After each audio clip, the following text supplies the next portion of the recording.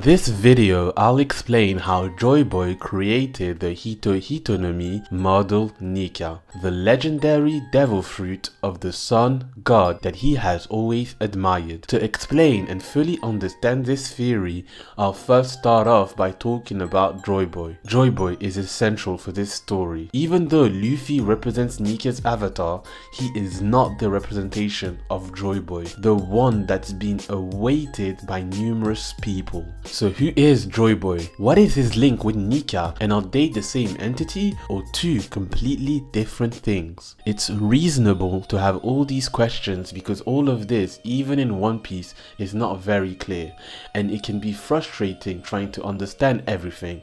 But to try and get a good idea of who JoyBoy actually is, let's look back at everything we know about him. JoyBoy was cited for the first time in chapter 628 by Nico Robin, but it is not until chapter 649 that we learn additional information about him. He was a man that lived during the Void Century 800 years ago. We are aware that he possesses the ability to either decipher the poneglyphs or engrave them, as evidenced by the fact that he left an apology letter on one of these ancient stones. This letter was specifically intended for the sea princess of his era. She was the former ancient weapon Poseidon, and the apology letter was for his broken promise that he had made with Fishman Island. This promise seems to have a link with Noah, the enormous ship that was created during the Void Century, because of the famous legend passed down from generation to generation by the royal family. It mentions the day that a man would come and fulfill JoyBoy's promise. On that day, Noah would be able to accomplish his purpose,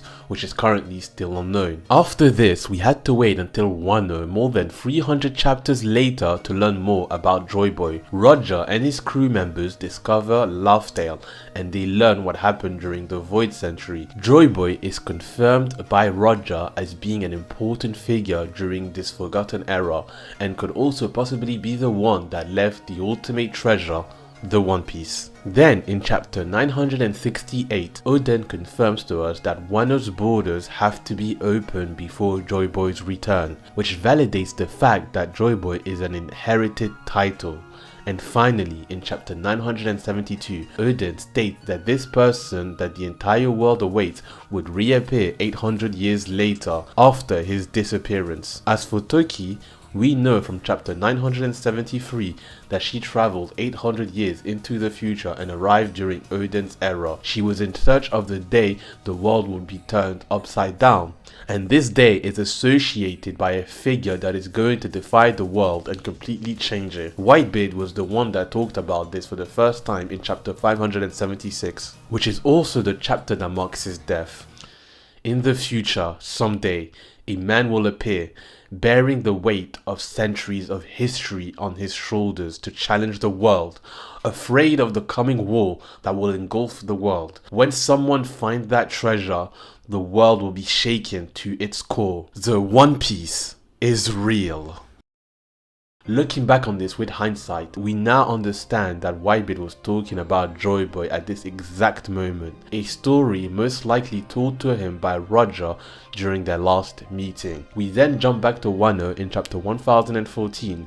After having defeated Luffy, Kaido realizes that Luffy wasn't able to become JoyBoy, confirming yet again that this name is a title that is to be inherited. In chapter 1036, Kaido is surprised by what King believes, because he sees JoyBoy in him, and that the world Kaido is making meets his expectations. This scene indicates that the legend of JoyBoy isn't associated to just the fishmen, but also the Lunarians, and that this clan also awaits the appearance of the man that is going to change the world. And finally, during the final battle in chapter 1040, Zunisha is announced as JoyBoy's companion. He is even able to sense the return of his old friend when Luffy awakens his devil fruit and becomes Nika, pushing him to put all his hope on him. Now that we've established all of JoyBoy's mentions in One Piece and have a good understanding of his story, we'll be able to determine who came first between Nika and JoyBoy,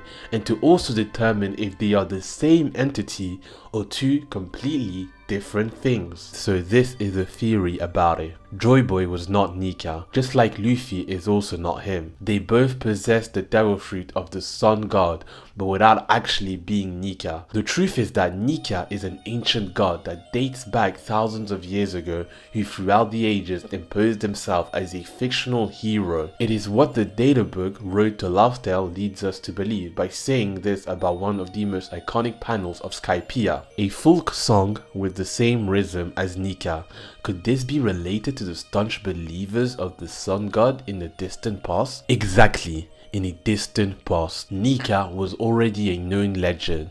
His story recounts his battle against evil, which he liberated. It was only a popular folk tale that the young JoyBoy took to heart by reading his tale, and he fell in love with Nika's determination, his will, and his story. And just like Vegapunk explained to us back in chapter 1069, that we owe all there is to desire. He explains that each devil fruit embodies a different wish someone had for our evolution, meaning that people who manifested their desires and will were rewarded with the powers of a devil fruit. So JoyBoy, who desired to become just like Nika, the fictional liberator who guided his whole life, he was able to manifest his powers into reality, thus creating the mythical zone devil fruit, the Hitohitonomi model Nika. His dream came true and he was able to embody the sun god, defender of the oppressed. This theory originates from chapter 1062. It is in this chapter that Oda puts in place for the second time the existence of comic books and fictional stories using JoyBoy. The first time was with Kaido in chapter 1045 when he compared Luffy's appearance to something out of a picture book. So finally, what if Nika, even before being possessed by JoyBoy 800 years ago, was a fictional character portrayed in a comic book in the One Piece universe? The sun god Nika was at a point in time just a fictional superhero created by the ancient civilization, exactly like Luffy is just a fictional character in the eyes of the readers of One Piece. This would be such an ironic twist, and it would also explain Oda's choice to bestow Luffy a similar style that comes from comic books and cartoons. In One Piece, literature and fiction have always occupied an essential place since the beginning of the story. Brag Men, a fictional romance that Nami had, written by the explorer Lewis Arnott, contains many stories from the Grand Line. One of these stories talks about Little Garden, an island that is inhabited by two giants who are constantly fighting. There's also the famous tale of Noland, a picture book which tells us the story of a man who died branded as a liar, but we know that this story is real and that this man really existed. There is also the story of Sora, the Justice Hero, a comic book that is known throughout the world and puts in place the hero of the Marines against the demons of Germa 66. This story has such a strong fictional presence that the people thought that the Germa 66 was purely imaginary. No one actually thought they were real. Nami's reaction proves that this was the case. This also proves that something that is in fact real can be considered as a myth and as not real in the One Piece world due to a comic book. And to conclude, there is Raftel. In chapter 967, we saw Roger's reaction to the story left behind by JoyBoy, a tale that was so funny that they couldn't stop themselves from laughing, and they decided to call the island Laugh Tale. The common point between all these fictional stories is that they are real. Noland did find the Golden City. The Germa 66 actually exists. Little Garden is inhabited by two giants clashing with each other. But most importantly is that they're all linked to the adventures of our main protagonists. They are unraveled by them. It is for this reason that Nika is simply just a legend that also comes from a fictional work. After awakening his final form, Luffy started acting like a cartoon character, because in One Piece when he's in Gear 5, they see him as a character that comes straight out of a picture book. Nika makes people laugh because he comes from a funny story. So not only is he the sun god, but also the hero of a book that existed a long time ago. This book is what Roger discovered on Laugh Tale. It was left behind by JoyBoy, the former person who had Nika's abilities. Nika existed way before JoyBoy, and JoyBoy inherited his powers years later. In reality, this comic book literally represents One Piece, the manga. We're following the story of a hero who goes around liberating people and bestowing joy wherever he goes. One Piece is the famous fictional story Nika, the Sun God.